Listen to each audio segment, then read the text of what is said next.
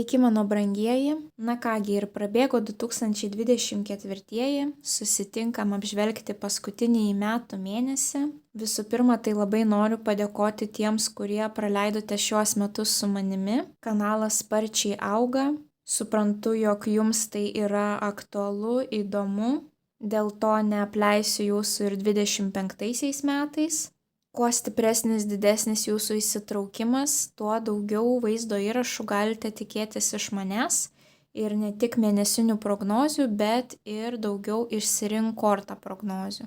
Tai noriu visus labai pasveikinti su artėjančiam gražiausio metų šventėm, su šventom kalėdom, su naujaisiais metais.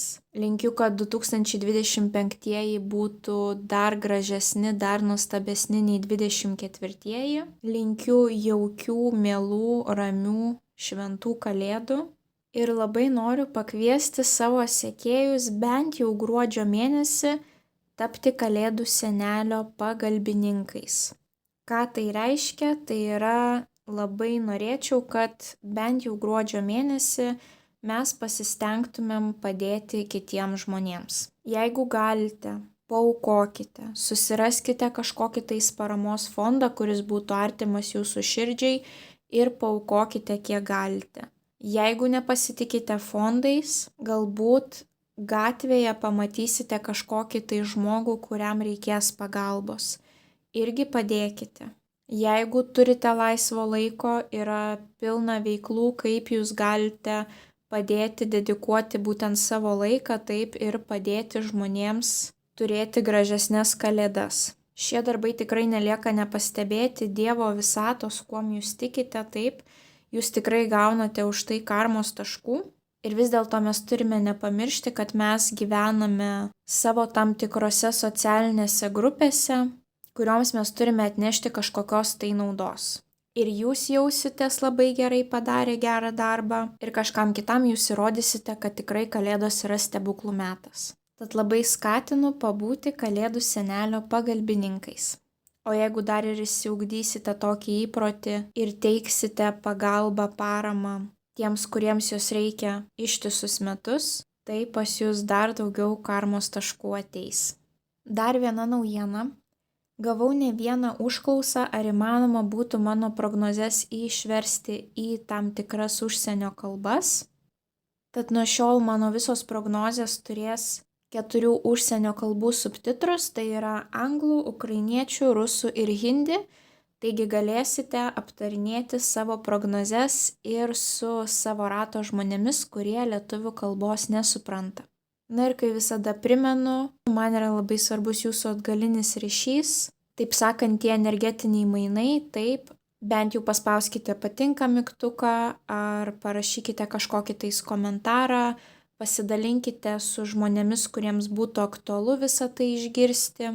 Na ir aišku, kas dar neužsiprenumeravote, tai labai skatinu užsiprenumeruoti kanalą, kad nepraleistumėte svarbių įdomių prognozių. Tai kuo daugiau kanalas augs, kuo daugiau jūsų įsitraukimo aš matysiu, tuo daugiau prognozių galėsite tikėtis pamatyti šiame kanale. Kaip visada noriu priminti, kad mano prognozes reikia žiūrėti pagal 3 pozicijas, pagal savo saulės ženklą, pagal mėnulio ženklą ir pagal ascendento ženklą. Tuomet jūs pamatysite detalesnį, aiškesnį mėnesio vaizdą, taip, kokios sritys jums pildysis pagal vieną poziciją, kokios pagal kitą ir kokios pagal trečią. Jeigu dar nežinote savo šių ženklų, juos labai lengvai galite apsiskaičiuoti internete. Aprašyme po šio vaizdo įrašo aš paliksiu 5 minučių vaizdo įrašą, kurio pagalba lengvai galėsite susižinoti savo šias 3 pozicijas. Na ir kaip visada pradedant nuo astrologinės pusės, tai visą gruodžio mėnesį mus vis dar veiks retrogradinis Merkurijus. Jeigu jums tai negirdėta, jeigu nesuprantate, ką aš kalbu, tai iškart skatinu susistabdyti šį vaizdo įrašą ir nukeliauti pasižiūrėti bet kokią būtent lapkričio prognozę. Tai va ten prognozės pradžioje aš išdėstau detaliau, kokiu laikotarpiu pas mus ten retrogradinis Merkurijus ir ką daryti, ko jokių būdų nedaryti. Tai daugiau ties šią temą Šį kartą jau nebeapsistosiu, tik ką noriu pabrėžti, retrogradinis Merkurijus yra blogas naujoms pradžioms, bet grįžimui į praeitį, kažkokiom tai korekcijom, esamų projektų, dalykų, situacijų patobulinimui laikas yra puikus. Gruodis, advento laikas, apmąstymo laikas, taip, buvimo ramybėje laikas, tai vat taip ir praleiskite savo gruodžio mėnesį. Tuomet neturėsite kažkokių tais bereikalingų nudegimų tam tikrose situacijose. Tai tiek norėjau pasakyti pradžioje, o dabar jau galėsime keliauti į gruodžio mėnesio analizę. Vėžiai. Pagrindinis įvykis vėžiams gruodžio 1 savaitę.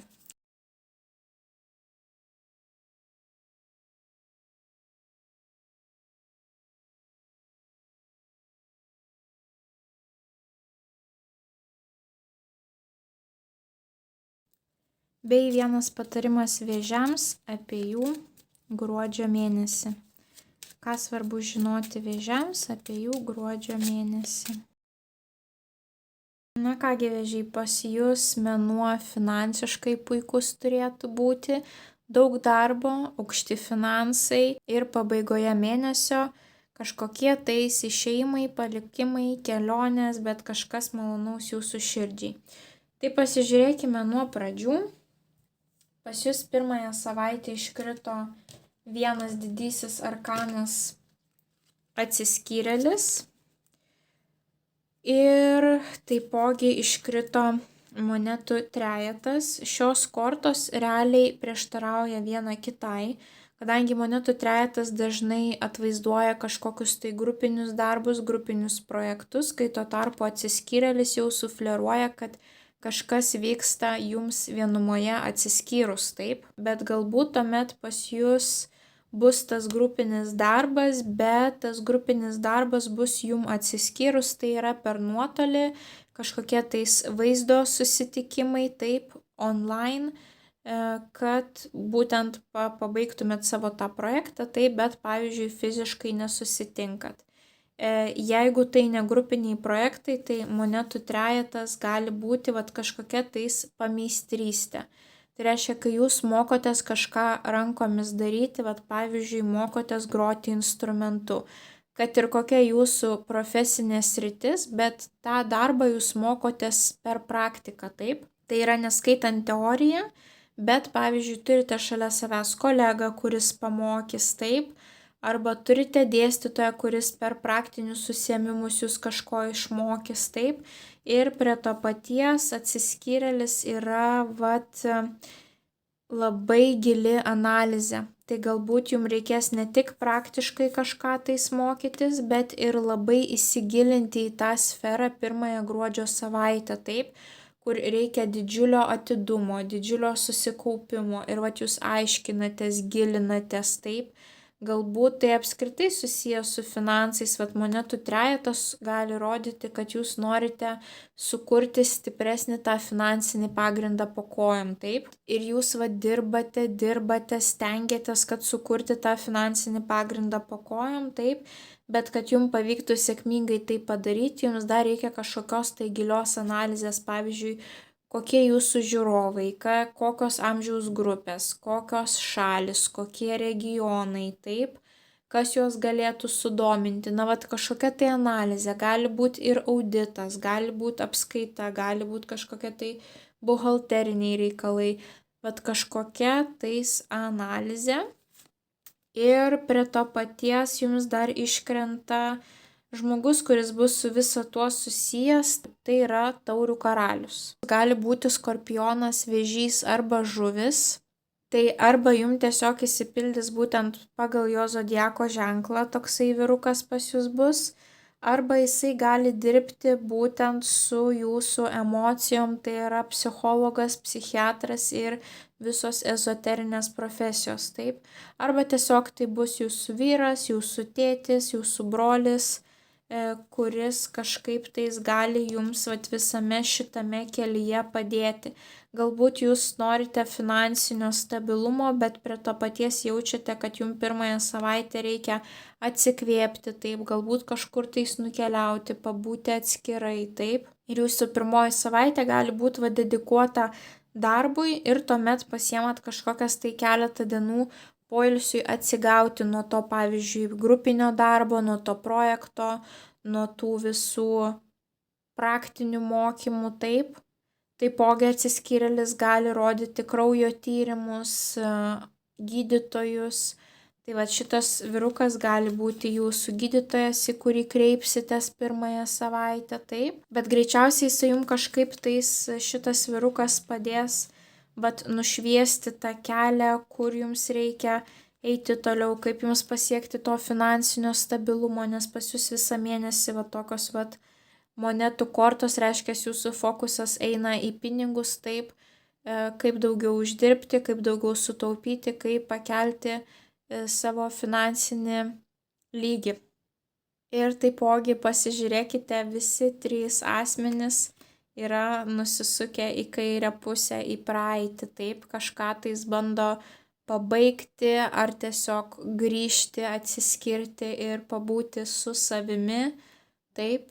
Tai yra galbūt paanalizuoti praeitį, pagalvoti, kaip elgtis ateityje, bet labai taip gražiai susidėliojo, visi žiūri į praeitį, taip. Galbūt bando mokytis iš praeities, kad žinotų, kaip elgtis ateityje.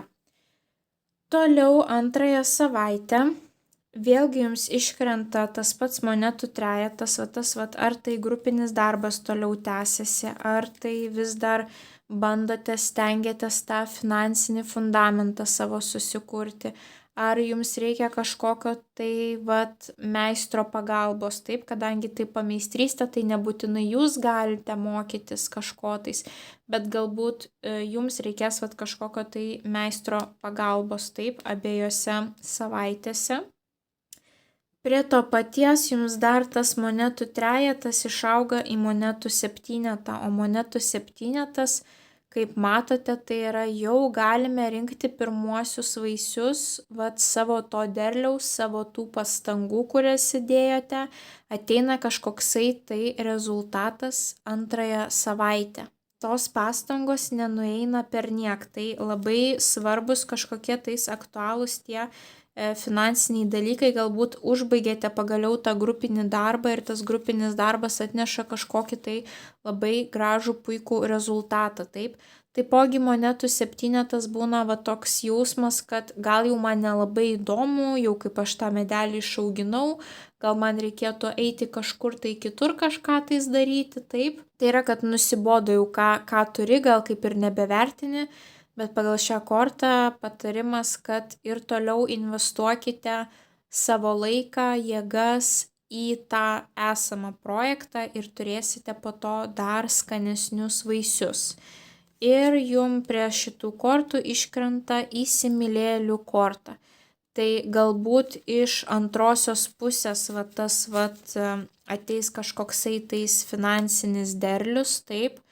Galbūt antroji pusė jūs palepins iš finansinės pusės. Galbūt antroji pusė jums padės kažkaip tais, pavyzdžiui, jūsų versle, jūsų veikloje, kad tie finansai išaugtų, taip. Ir jeigu ne meilės tema, tai įsimylėliai gali rodyti sėkmingą pirkimą, pardavimą, nes įsimylėliai yra pardavėjų korta.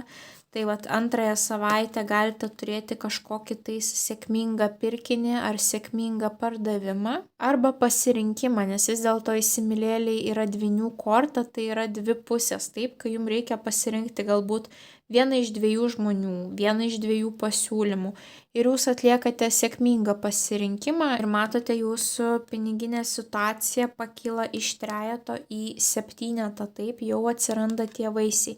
Tai bet kokiu atveju kažkokiu tais būdu jūs turėsite tuos užaugusius finansus antrąją savaitę, taip, galbūt sėkmingai parduosite kažką ir nuo tų pardavimų kyla jūsų atlyginimas, taip, gali būti ir tokių situacijų.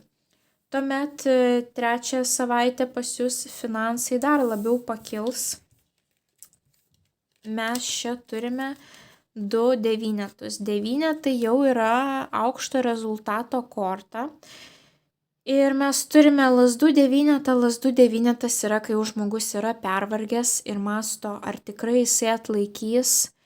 Ir tikrai jūs atlaikysite. Visi šitie įbrėžimai matomi ant moters, tai rodo būtent jos tą praeitį, jos sukauptas žinias, jos išmintį.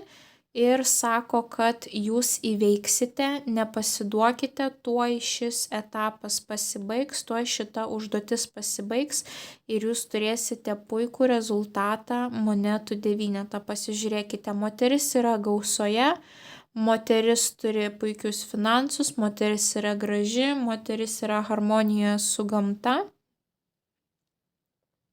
Tai reiškia, jūs gausite pabaigoje tuos aukštus finansus, bet jums reikia kažkaip tais iškentėti, sukaupti paskutinės jėgas ir nepasiduoti taip. Tai yra įsikibti į šitą medelį taip ir atstovėti iki galo ir jūs tada gausite puikų rezultatą. Ir prie to paties jums iškrenta didysis arkanas žvaigždė, svajonių korta.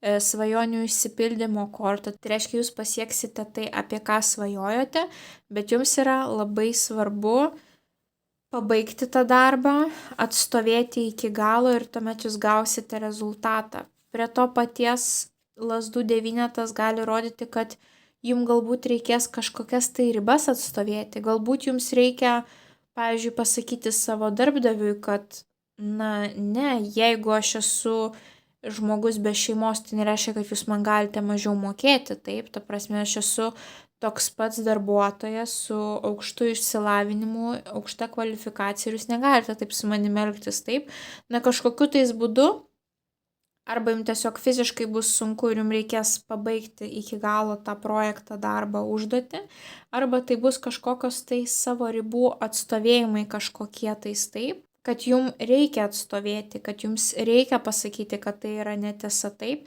bet kaip ir sakiau, visi tie randai ją padarė stipresnė ir jinai sugebės išsikovoti tai, ką jinai nori, tai vis dėlto ateina tas monetų devynetas. Prie to paties tai gali būti netgi fizinių ribų kirtimas, tai reiškia valstybių sienų kirtimas, tai galbūt jūs labai seniai svajojote kirsti kažkokios tai valstybės sieną, kažkur tais nukeliauti. Ir trečią savaitę pas jūs atsiranda tokia proga ir jūs jaučiatės labai pakylėtai, jums užtenka pinigų, jūs galite toje kelionėje palepinti save, jūs galite padaryti tai, ką jūs seniai svajojote, taip. Tai gali būti ir tokia situacija, bet greičiausiai jūs būsite tiesiog pervargę nuo gruodžio mėnesio veiklų, užsakymų, taip. Bet galiausiai jūs turėsite tuos aukštus finansus. Aišku, jie pareikalaus iš jūsų didžiulės energijos, taip, sąnaudų. Ir paskutinėje savaitė, tai jeigu čia jums iškrito 2 devynetai, tai paskutinėje savaitė jums iškrito 2 aštuonetai. Jums iškrito taurių aštuonetas ir jums iškrito lazdų aštuonetas. Tai taurių aštuonetas rodo kažkokios tai situacijos palikimą. Jūs jau peraugote tą socialinį ratą žmonių, jūs jau peraugote tą situaciją, jūs ten nieko naujo negalite išmokti, reiškia, jūs paliekate tą situaciją ir einate į naujus kažkokius vandenis, kur žmonių mintis, žmonių kalbos jūs motyvuos, stimuliuos, vers kažką daugiau pasidomėti. Jūs išaugote savo esamą ratą ar esamą kažkokią situaciją ir jūs jaučiate, kad dvasiškai jūs nebesivystote taip, kad jūs jau nebeturite kur augti, nebeįdomus tai žmonėmis, nebe tas lygis, jūs norite eiti į naują lygį ir tą padarote kažkokiu tais būdu 4 savaitę. Jeigu ne toks kažkokios situacijos ar žmonių palikimas, taip, tai gali būti elementariai kelionė, kurios jūs norėjote, kurioje jūs kažką tais išmoksite, kažkuom jinai bus įdomi. Ir lazdų aštuonetas taipogi gali būti kelionė, gali būti padidėjęs kiekis klientų, padidėjęs žinomumas, va tos 8 lazdos keliauja į jūsų pusę, taip? Tai vat kas tai gali būti? Netikėtai užplūdo kalnas laiškų iš klientų, nori jūsų paslaugų. Netikėtai labai skubiai ateina kažkokia tai žinia, kurios jūs nesitikėjote ir tai išprovokuoja jūsų kažkokį išėjimą, palikimą arba kelionę, taip? Bet lazdų 8 yra labai greita korta, kažkas labai greitai keičiasi, kažkas labai greitai vystosi. Ta jūsų kelionė, tas jūsų palikimas, išėjimas gali būti visiškai netikėtas ir jum pačiam, ir jum pačiai, taip. Gali būti kažkas tokio ekspromptų netikėto, susijusio su kažkokia tai žinia, kažkokiom paskalom, kažkokia tais informacija. Bet kad ir kas čia bebūtų, kelionė, judėjimas į priekį, kažkokia žinia, paaugusi paklausa, jums tai neš džiaugsmą, nes šalia to jums iškrenta taurių tūzas. Taurės viskas, kas susijęs su kūrybiniais projektais ir jausmais, emocijom, tai yra pozityvios emocijos, džiaugsmas, pilnatvė. Tai reiškia, tas išėjimas pripildys jūsų taurę iki pačio viršaus. Jeigu tai kelionė, ta kelionė pripildys jūsų taurę iki pačio viršaus. Jeigu tai išaugęs klientų ratas, jūs būsite tuo labai patenkinti, kad ir koks tai tas išėjimas, palikimas ar kažkoksai tai netikėtumas, bet jūs juo labai labai džiaugsitės, puikus metų uždarimas, taip. Ir jums patarimui gruodžio mėnesiui iškrito tas pats taurių 8, kurį mes čia turėjome, tik jisai čia galbūt jau jums bus aiškiau pavaizduotas, tai yra žmogus išeina į naujus kalnus, palieka būtent tą, ką jau jisai peraugo, išaugo, jisai jau nieko nebeišmoks iš tos situacijos, jau visas pamokas jisai įsisavino, ir jisai turi eiti toliau. Tai ir tas žmogus išeina. Tai arba tai bus kelionė, arba kažkoksai tai palikimas. Tai gruodžio mėnesiui kokia žinutė? Nebijokite eiti į naujus vandenis, nebijokite rizikuoti. Jeigu kažkas natūraliai iš jūsų artimųjų rato išeina, ar iš draugų rato išeina, taip, paleiskite tos žmonės, tie žmonės turėjo jūs palikti. Tai yra būtent šis laikotarpis yra tas, kai gali būti, kad iš jūsų gyvenimo išeis tie žmonės, kurie jums jau nebereikalingi jūsų šitame gyvenimo etape, taip. Ir pas jūs greitų metų tuomet ateis kažkokie tais jums svarbesni, aktualesni kontaktai, taip. Tai toks gražus jūsų mėnuo, pilnas finansinių gražių rezultatų, jausmų, kažkokių tais ar kelionių, ar išėjimų, ar naujų pradžių, bet visa tai jums kels labai gražius pozityvius jausmus. Tai dar kartą labai sveikinu su artėjančiom gražiausiom metų šventėm ir linkiu didžiausios sėkmės, o mes susitiksime jūsų kitose prognozėse. Ate, ate.